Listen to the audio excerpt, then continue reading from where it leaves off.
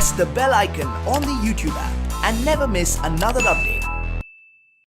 अस्सलाम वालेकुम। आज का प्रोग्राम उस मैच के बारे में है जिसमें एक तरफ अदाकारा उज़मा खान और इमरान नियाज़ी का भांजा हसन नियाज़ी है और दूसरी तरफ बहुत सारे पाकिस्तानी सियासतदानों, जर्नैलों, जजों और सहाफ़ियों का अन्नदाता मलक रियाज और उसकी बेटी आमना उस्मान है। ये एक यकतरफा सा मैच है। इसका नतीजा वही निकलेगा जो ठेकेदार की बेटी और उसका बाप चाहेंगे। मेरा इस मुकाबले पर प्रोग्राम करने का कोई इरादा नहीं था, लेकिन आप लोगों ने इस वाक़े के हवाले से इतनी ज़्यादा सवालात और वीडियो क्लिप भेजे हैं और साथ ही इस पर प्रोग्राम करने का इसरार भी किया है, इसलिए फिर मैं भी इस यकतरफा मुकाबले पर आपके साथ अपने कुछ ख्यालात जो हैं वो साझे कर लेता हूँ। कुछ रोज़ पहले तक जर्नैली पाकिस्तान में एक कर्नल की बीवी का बहुत चर्चा था। वो तो भला हो उस बदकिस्मत तैयारे और उसके मुसाफिरों का जिन्होंने अपनी जानों का नजराना पेश करके कर्नल की बीवी और उसके जर्नैली सरपरस्तों को सुख का सांस लेने का मौका दिया। लेकिन अब ये एक ठेकेदार की बेटी वाला ट्रेंड सोशल मीडिया पर चल रहा है। मेरी ज़ाती राय में तो इस ट्रेंड को भी सिर्फ ठेकेदार की बेटी नहीं होना चाहिए था, बल्कि ये जर्नैली ठेकेदार की बेटी होना चाहिए था, क्योंकि जिस ठेकेदार की बेटी की बात हो रही है उस ठेकेदार का ताल्लुक फौज के साथ चोली और दामन की तरह गडमड है। पता ही नहीं चलता कि चोली कौन सी है और दामन कौन है। आप इस ठेकेदार के दफ्तर में चले जाएं तो आपको हर तरफ जर्नैल ही जर्नैल मार्च करते हुए नजर आते हैं। मेरे एक इस्लामाबादी दोस्त का कहना है कि जिस तरह आसिफ अली जरदारी के बारे में एक बार ये खबर उड़ाई गई थी कि उसको मुरब्बे खाने वाले घोड़े पालने का शौक है, इसी तरह इस ठेकेदार के बारे में भी मशहूर है कि इसको प्लाट खाने वाले जर्नैल जो हैं उन्हें पालने का शौक है। और जिस तरह पंजाबी में कहते हैं कि शौक दा कोई मुल नहीं होता, इसी तरह इस जर्नैली ठेकेदार की बेटी के बाप को भी इस महंगे शौक से इतना लगाव है कि इसे जैसे ही अपने फौजी मुखबरों की तरफ से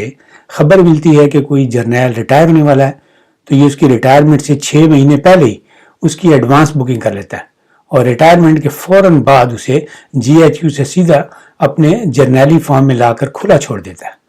इस जर्नैली फार्म में इस जर्नैल के लिए कोई काम नहीं होता, तनख्वाह जो होती है वो मुंह मांगी मिलती है। इसके अलावा हर तरह की सहूलत भी मिलती है। अब ये जर्नैल पर मुनहसर है कि उसने रिटायरमेंट के आखिरी अय्याम में तारिक जमील की मदद से सिराते मुस्तकीम पर सफ़र शुरू कर दिया था या फिर वो रिटायर होने तक जनरल याहिया और परवेज़ मुशर्रफ वाली जो लाइन थी उसी में लगा हुआ था। इन दोनों इकसाम के जर्नैलों के लिए इस ठेकेदार के पास सारी सहूलतें मौजूद हैं। इसके अलावा अगर कोई ऐसा जर्नैल आ जाए जिसे सियासी मैदान में मुंह मारने का शौक हो तो इस ठेकेदार के पास पाकिस्तान की हर बड़ी जमात के ओपन टिकट मौजूद होते हैं और ये उस जर्नैल की मर्जी के मुताबिक उसे कि सियासी जमात में एडजस्ट भी कर देता है।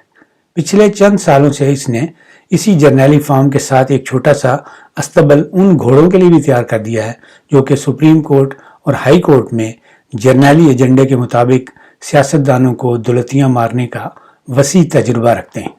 पाकिस्तान का मेन स्ट्रीम मीडिया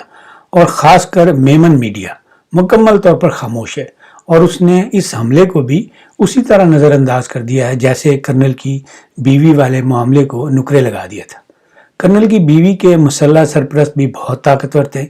इसी तरह ये ठेकेदार भी बहुत तगड़ा है। इसके पास जर्नैली बंदूकें हैं,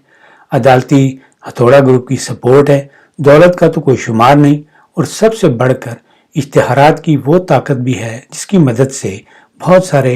पाकिस्तानी चैनल सुख का सांस ले रहे हैं। न्यू मदीना का 2 नंबर खलीफा भी इसके एहसानात के बोझ तले दबा हुआ है।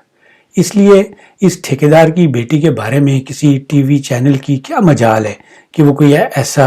मसाले वाला प्रोग्राम करे या खबर नशर करे जिस तरह की खबरें मियाँ नवाज शरीफ की बेटी के बारे में कतरी मसालों के साथ नशर की जाती थी।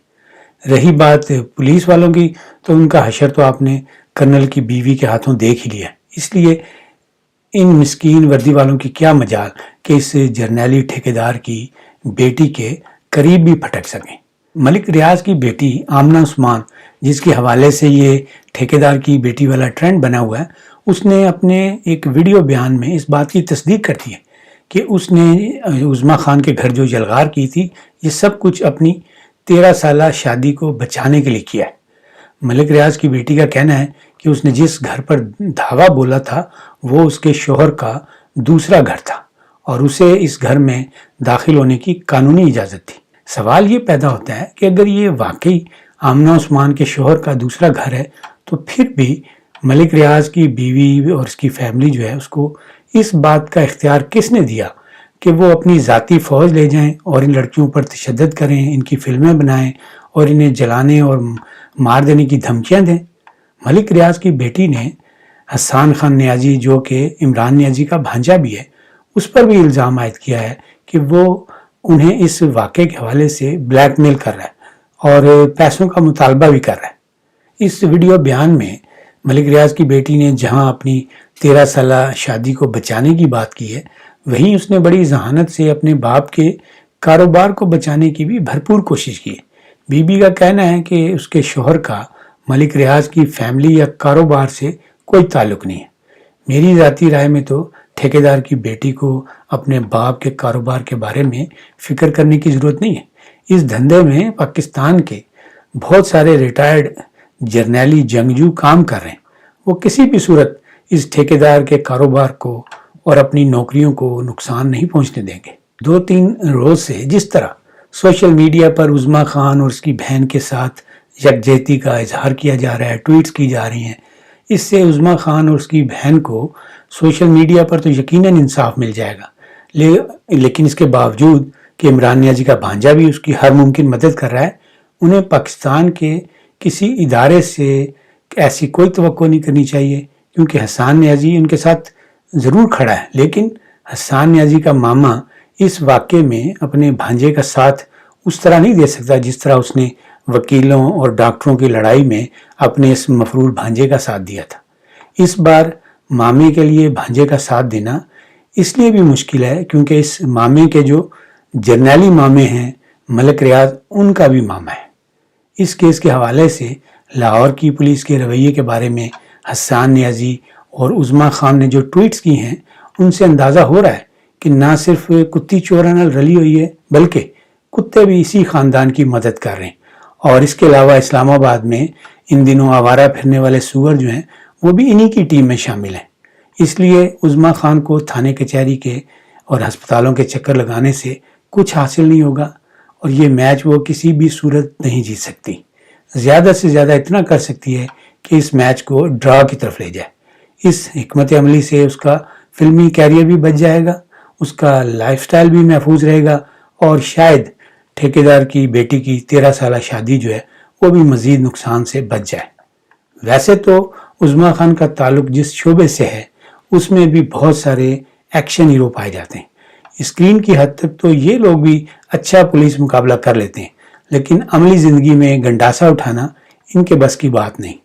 ان میں بھی جو زیادہ تر ان کی روزی روٹی اب ان فلموں سے چل رہی ہے جسے وہ لوگ فائنانس کرتے ہیں